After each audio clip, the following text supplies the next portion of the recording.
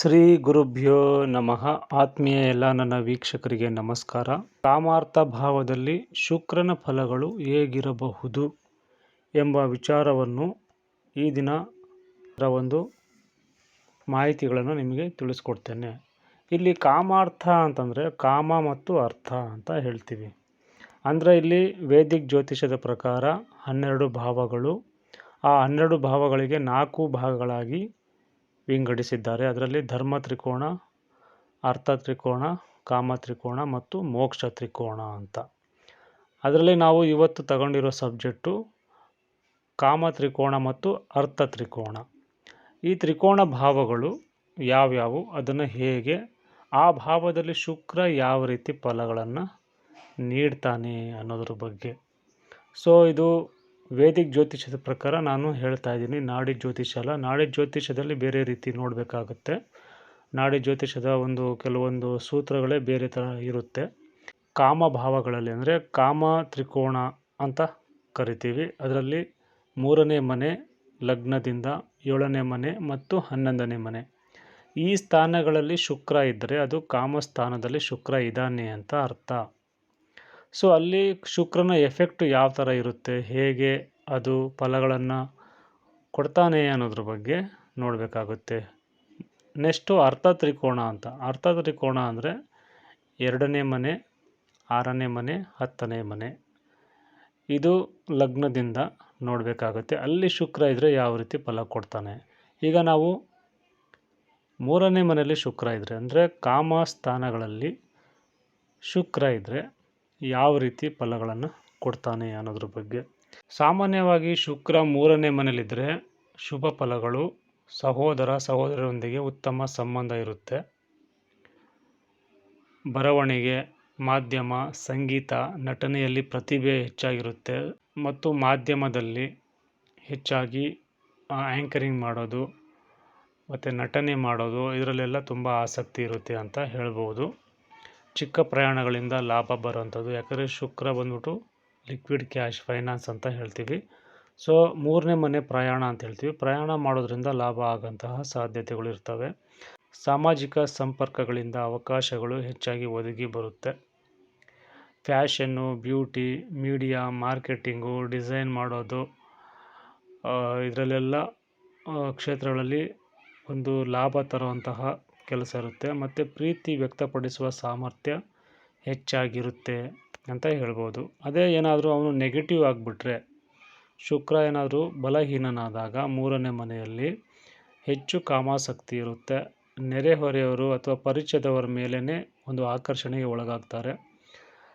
ತಂಗಿ ಥರ ಇರೋರು ಅವ್ರ ತಂಗಿ ಆಗಬೇಕು ಅಂದ್ರೂ ಅವ್ರ ಮೇಲೆ ಮೋಹ ಆಗೋವಂಥದ್ದು, ಇದು ತುಂಬ ಡೇಂಜರಸ್ ಕಾಂಬಿನೇಷನ್ನು. ಸೊ ಅದಕ್ಕೋಸ್ಕರ ಇಲ್ಲಿ ನಾವು ನವಾಂಶನೂ ಪರಿಗಣನೆ ತಗೊಂಡು ನಾವು ಡಿಸೈಡ್ ಮಾಡಬೇಕಾಗುತ್ತೆ. ಹಾಗಾಗಿ ಸೊ ಮೇಲ್ನೋಟಕ್ಕೆ 3ನೇ ಮನೆ ಶುಕ್ರ ಇದ್ದರೆ ಅವನು ಪೀಡಿತನಾಗಿದ್ದರೆ ಅಣ್ಣ ತಂಗಿ ಥರ ಇರ್ತಾರೆ, ಪರಿಚಯ ಇರುತ್ತೆ, ಎಲ್ಲ ಇರುತ್ತೆ. ಆದರೆ ಅವ್ರ ಮೇಲೆ ತುಂಬಾ ಅಟ್ರಾಕ್ಷನ್ಗೆ ಒಳಗಾಗ್ತಾರೆ, ಸಂಬಂಧ ಇಟ್ಕೊಂಡಿರ್ತಾರೆ, ಈ ಥರ ಎಲ್ಲ ಆಗುತ್ತೆ. ಸೊ ಅದು ನವಾಂಶದ ಕೆಲವೊಂದು ರೂಲ್ಸ್ಗಳನ್ನು ತಗೊಂಡು ನಾವು ಫೈನಲೈಸ್ ಮಾಡಬೇಕಾಗುತ್ತೆ. ಸೊ ಹಾಗಾಗಿ ಮತ್ತು ಪ್ರೇಮ ಸಂಬಂಧಗಳಲ್ಲಿ ಅಸ್ಥಿರತೆ, ಸೋಷಿಯಲ್ ಮೀಡಿಯಾ ಅಥವಾ ಮೆಸೇಜಿಂಗ್ ಮೂಲಕ ಅನಗತ್ಯ ಸಂಬಂಧಗಳ ಸಾಧ್ಯತೆಗಳು ಹೆಚ್ಚಾಗ್ತವೆ. ತುಂಬ ಖರ್ಚು, ಐಷಾರಾಮಿ ಥರ ಖರ್ಚು, ದುಂದು ವೆಚ್ಚ, ಸುಮ್ಮನೆ ಬೇಡದಿರೋಂತಹ ಖರ್ಚುಗಳನ್ನು ಮಾಡುವಂತಹ ಸಾಧ್ಯತೆ ಇರುತ್ತೆ. ಸೊ ಈ ರೀತಿ ಶುಕ್ರ 3ನೇ ಮನೆಯಲ್ಲಿದ್ದರೆ ಈ ಥರ ಫಲಗಳನ್ನು ನೀಡ್ತಾನೆ. ಅದೇ 7ನೇ ಮನೆಯಲ್ಲಿದ್ದರೆ ಶುಕ್ರ, ಇದು 7ನೇ ಮನೆ ಅತ್ಯಂತ ಒಂದು ಉತ್ತಮ ಸ್ಥಾನ ಅಂತ ಕರೀತಾರೆ. ಉತ್ತಮ ವೈವಾಹಿಕ ಜೀವನ, ಸುಂದರ ಮತ್ತು ಆಕರ್ಷಕ ಸೌಮ್ಯ ಸ್ವಭಾವದ ಸಂಗಾತಿ ಅಥವಾ ಪಾರ್ಟ್ನರು ಸಿಗುವ ಸಾಧ್ಯತೆ. ಮದುವೆ ನಂತರ ಆರ್ಥಿಕ ಪ್ರಗತಿ ಆಗುವಂಥದ್ದು. ಮದುವೆ ನಂತರ ಆರ್ಥಿಕ ಪ್ರಗತಿ ಆಗಬೇಕು ಅಂತಂದರೆ ಇದು ಬಂದು ಇನ್ನೊಂದು ಕಾಂಬಿನೇಷನ್ ನೋಡಬೇಕಾಗುತ್ತೆ, ಅದು ಫೈನಲ್ ಆಗುತ್ತೆ. ಸೊ ಇದೊಂದೇ ಕಾಂಬಿನೇಷನ್ ಅಲ್ಲ. ಮದುವೆ ನಂತರ ತುಂಬ ಡೆವಲಪ್ಮೆಂಟ್ ಆಗಬೇಕಂದ್ರೆ 9ನೇ ಮನೆ ಸಂಬಂಧ ಬರಬೇಕು ಅಥವಾ ಉಪಚಯ ಸ್ಥಾನಗಳಲ್ಲಿ ಇರಬೇಕು. ಅದು ನವಾಂಶದಲ್ಲಿ ಕನ್ಫರ್ಮೇಷನ್ ಆಗಬೇಕು. ಆವಾಗ ಮಾತ್ರ ಮದುವೆ ನಂತರ ಪ್ರಗತಿ, ಮದುವೆ ನಂತರ ತುಂಬ ಬೆಳವಣಿಗೆ ಆಗುವಂಥದ್ದು ಕಾಣಿಸುತ್ತೆ ಅಂತ ಹೇಳ್ಬೋದು. ಸೊ ಪಾಲುದಾರಿಕೆ ವ್ಯವಹಾರಗಳಲ್ಲಿ, ಪಾರ್ಟ್ನರ್ಶಿಪ್ಪಲ್ಲಿ ಯಶಸ್ಸು ಆಗುವಂತಹ ಸಾಧ್ಯತೆ, ಜನರೊಂದಿಗೆ ಉತ್ತಮ ಸಂಬಂಧ. ಮತ್ತು 7ನೇ ಮನೆ ಅಂದರೆ ಇಲ್ಲಿ ಆ್ಯಕ್ಚುಲಾಗಿ retail business, fashion, cosmetics, hotel, luxury ಕ್ಷೇತ್ರಗಳಿಂದ ಲಾಭ. ಸೊ ಈ ಥರ ಎಲ್ಲ 7ನೇ ಮನೆ ಬರುತ್ತೆ. ಅದರಲ್ಲಿ ಶುಕ್ರ ಆ್ಯಡ್ ಆದಾಗ ಶುಕ್ರನ ಕಾರಕತ್ವ 7ನೇ ಮನೆ. ಈಗೆ ಸಂಬಂಧಪಟ್ಟ ಕೆಲಸ ವ್ಯವಹಾರಗಳಲ್ಲಿ ಉತ್ತಮ ಲಾಭವನ್ನು ನೋಡ್ಬೋದು. ಅದು ಪಾಸಿಟಿವ್ ಇದ್ದರೆ. ನೆಗೆಟಿವ್ ಆಗಿಬಿಟ್ರೆ ಅಲ್ಲೆಲ್ಲ ಪ್ರಾಬ್ಲಮ್ಗಳು ಬರುತ್ತೆ. ಏನು ಬರುತ್ತೆ?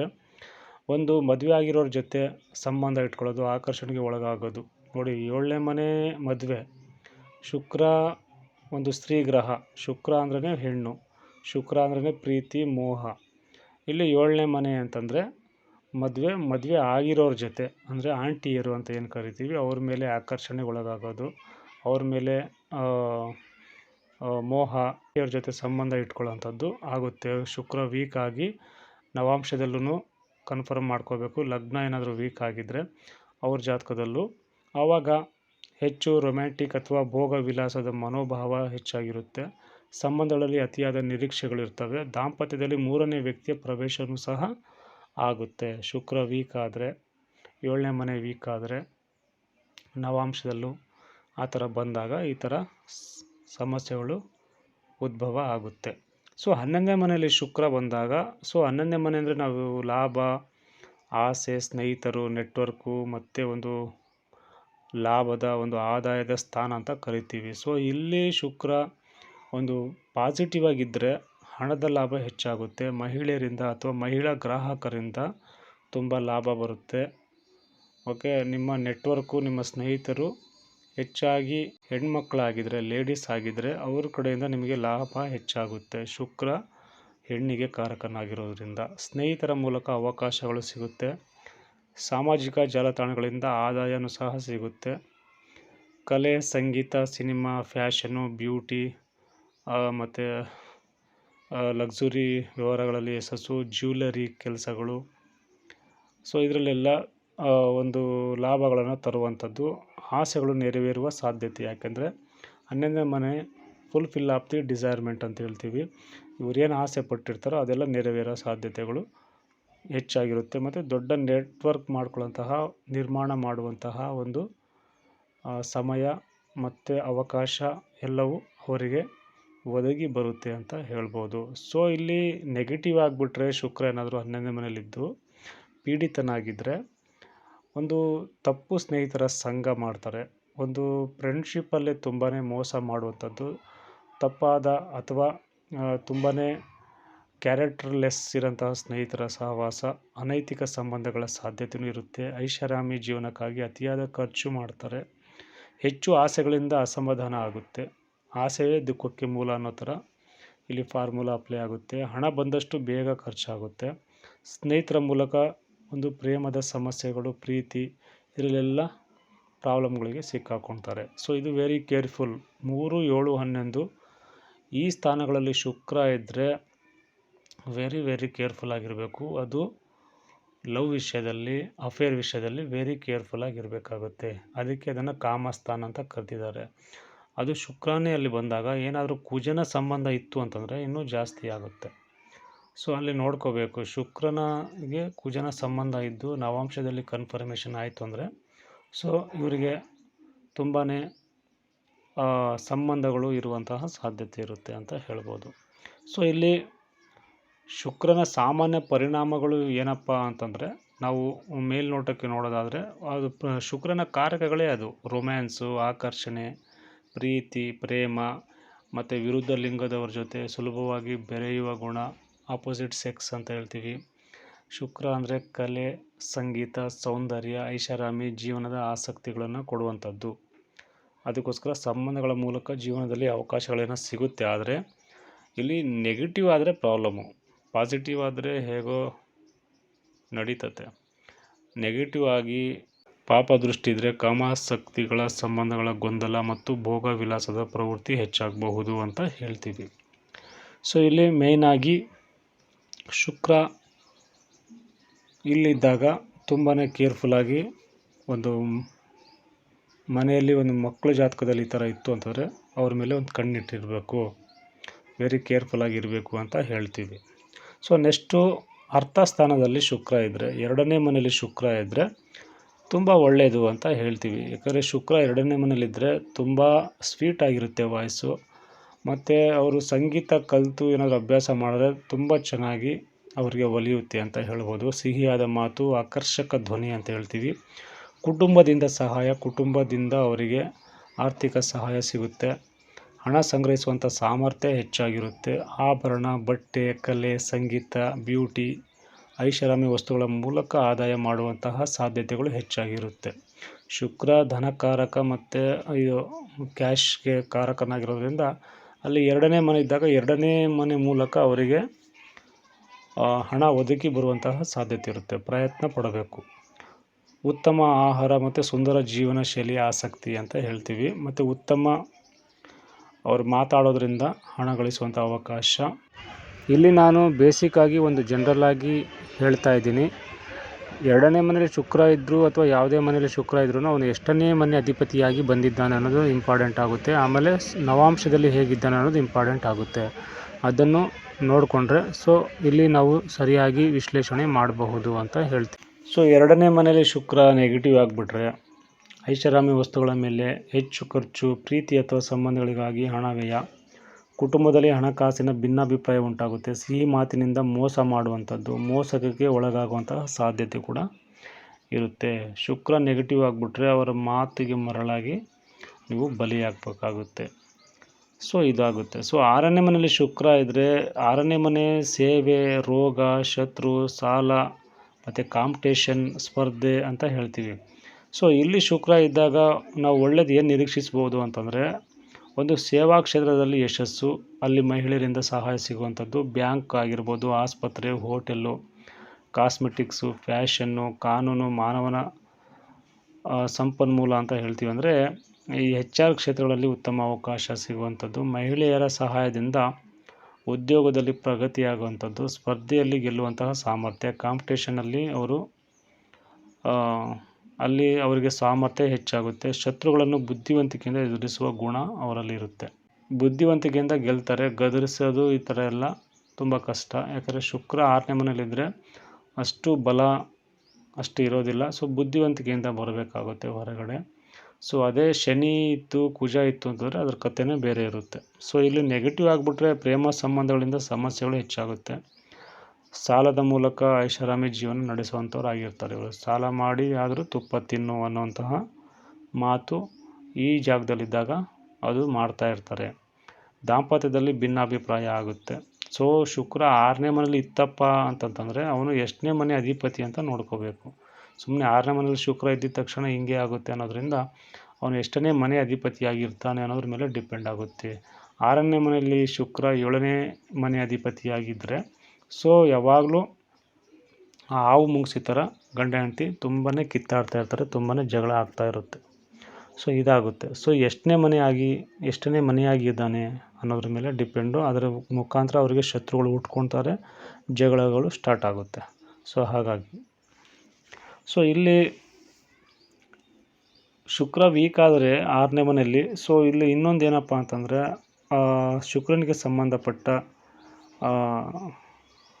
ಸಮಸ್ಯೆಗಳು ಎದುರಾಗ್ತವೆ ಅಂತ ಹೇಳ್ಬೋದು. ಅಂದರೆ ಮೂತ್ರಪಿಂಡದ ಸಮಸ್ಯೆಗಳು ಈ ಥರ ಆಗುವ ಸಾಧ್ಯತೆ ಇರುತ್ತೆ. ಅದೇ ರೀತಿ 10ನೇ ಮನೆಯಲ್ಲಿ ಶುಕ್ರ, 10ನೇ ಮನೆ ಅಂದ್ರೇ ವೃತ್ತಿ, ಗೌರವ, ಹೆಸರು, ಸಮಾಜದಲ್ಲಿ ಸ್ಥಾನ, ಕರ್ಮಸ್ಥಾನ ಅಂತಲೂ ಕರಿತೀವಿ. ಇಲ್ಲಿ ಶುಕ್ರ ಇತ್ತು ಅಂತಂದರೆ ಉತ್ತಮ ವೃತ್ತಿ ಮತ್ತು ಸಮಾಜದಲ್ಲಿ ಹೆಸರು ಪಾಸಿಟಿವ್ ಆಗಿದ್ದರೆ, ಕಲೆ, ಸಂಗೀತ, ಫ್ಯಾಷನ್, ಇಂಟೀರಿಯರ್ ಡಿಸೈನು, ಬ್ಯೂಟಿಗೆ ಸಂಬಂಧಪಟ್ಟಿದ್ದು, ಜ್ಯುವೆಲರಿ, ಹೋಟೆಲು, ಮಾರ್ಕೆಟಿಂಗು, ಮಹಿಳಾ ಗ್ರಾಹಕರು ಅಥವಾ ಮಹಿಳೆಯರ ಸಹಕಾರದಿಂದ ವೃತ್ತಿಯಲ್ಲಿ ಬೆಳವಣಿಗೆ ಅಂತ ಹೇಳ್ತೀವಿ. ಇವ್ರು ಮಾಡೋ ಕೆಲಸದಲ್ಲಿ ಮಹಿಳೆಯರ ಸಹಾಯ ಮತ್ತು ಇವರೇನಾದ್ರು ಬಿಸ್ನೆಸ್ ಮಾಡಿದರೆ ಮಹಿಳೆಗೆ ಸಂಬಂಧಪಟ್ಟ ವಸ್ತುಗಳನ್ನು ಮಾರಾಟ ಮಾಡ್ತಾರೆ. ಅಥವಾ ಶುಕ್ರನ ಸಂಬಂಧಕ್ಕೆ ಪಟ್ಟಂತೆಯೇ ಅವರಿಗೆ ವೃತ್ತಿ ಆಯ್ಕೆಯಾಗಿರುತ್ತೆ. ನಾವು ಇದನ್ನು ಫೈನಲೈಸ್ ಮಾಡಬೇಕು ಹೇಗೆ ಅಂತಂದರೆ D10 ನೋಡಬೇಕು. ವೃತ್ತಿ ಬಗ್ಗೆ ನಾವು ನೋಡಬೇಕಂದ್ರೆ D10 ನೋಡಬೇಕು. ಆಮೇಲೆ ನವಾಂಶ ಮತ್ತು ಲಗ್ನ ಕುಂಡಲಿ ಈ ಮೂರನ್ನು ನೋಡಿ ಕನ್ಫರ್ಮೇಷನ್ ಮಾಡಬೇಕಾಗುತ್ತೆ. ಮತ್ತು ಶನಿ ಗ್ರಹ ಹೇಗಿದ್ದಾನೆ ಅನ್ನೋದ್ರ ಮೇಲೆ ವೃತ್ತಿ ಜೀವನ ಹೇಗಿರುತ್ತೆ ಅಂತ ಫೈನಲೈಸ್ ಮಾಡಬೇಕಾಗುತ್ತೆ. KP ಪ್ರಕಾರ ಹೋದ್ರೆ 10th ಕಸ್ಪಲ್ ಸಬ್ಲಾಡು ಅಲ್ಲಿ ಯಾವ ರೀತಿ ಇದ್ದಾನೆ ಅನ್ನೋದ್ರ ಮೇಲೆ ನೋಡಬೇಕಾಗುತ್ತೆ. 11, 6, 10 ಈ ಸ್ಥಾನಗಳು ಮತ್ತು 2ನೇ ಸ್ಥಾನಗಳು ಈ ಎಲ್ಲವನ್ನು ನೋಡಿ ಒಳಗೊಂಡು ನಂತರ ವೃತ್ತಿ ಜೀವನವನ್ನು ಫೈನಲೈಸ್ ಮಾಡಬೇಕಾಗುತ್ತೆ. ಸೊ ಈ ರೀತಿಯಲ್ಲಿ ಇರುತ್ತೆ ಅಂತ ಹೇಳ್ಬೋದು.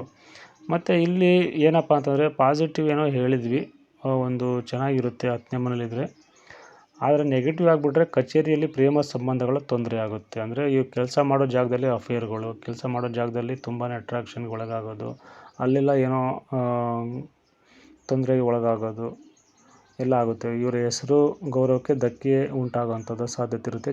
ಕೆಲಸಕ್ಕಿಂತ ಸುಖ ಸೌಕರ್ಯಗಳಿಗೆ ಹೆಚ್ಚು ಆದ್ಯತೆ ನೀಡ್ತಾರೆ. ಕೆಲಸ ಹೋಗೋ ಜಾಗದಲ್ಲಿ ಕೆಲಸ ಸರಿಯಾಗಿ ಮಾಡಲ್ಲ, ಸೌಂದರ್ಯಕ್ಕೆ ಹೆಚ್ಚಾಗಿ ಒತ್ತು ಕೊಡ್ತಾರೆ. ಅಲ್ಲಿ ಇವರ ಸುಖಕ್ಕೋಸ್ಕರ ತನ್ನ ಸ್ವಾಭಿಮಾನವನ್ನು ಮಾರ್ಕೊಂಡ್ಬಿಡ್ತಾರೆ ಅಂತಲೂ ಹೇಳ್ಬೋದು.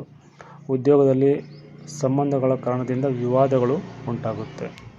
ಸೊ ಇದು ಅರ್ಥ ತ್ರಿಕೋಣದಲ್ಲಿ ಶುಕ್ರ ಇದ್ದಾಗ ಈ ರೀತಿ ಆಗುತ್ತೆ. ಸೊ ಅದಕ್ಕಾಗಿ ಶುಕ್ರ ಸ್ಥಾನಮಾನಗಳನ್ನು ನಾವು ಅನಲೈಸ್ ಮಾಡುವಾಗ ತುಂಬ ಕೇರ್ಫುಲ್ಲಾಗಿ ಮಾಡಬೇಕಾಗುತ್ತೆ. ನಾವು ನವಾಂಶದ ಒಂದು ಕುಂಡಲಿ ನೋಡಿ ಶುಕ್ರ ಇರುವ ನಕ್ಷತ್ರ ಇದನ್ನೆಲ್ಲ ನೋಡಿ ನಾವು ಫೈನಲ್ ಮಾಡಬೇಕಾಗುತ್ತೆ. ಇದು ಇವತ್ತಿನ ವಿಷಯವಾಗಿತ್ತು.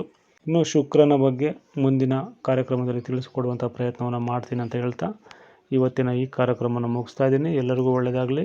ನಮಸ್ಕಾರ.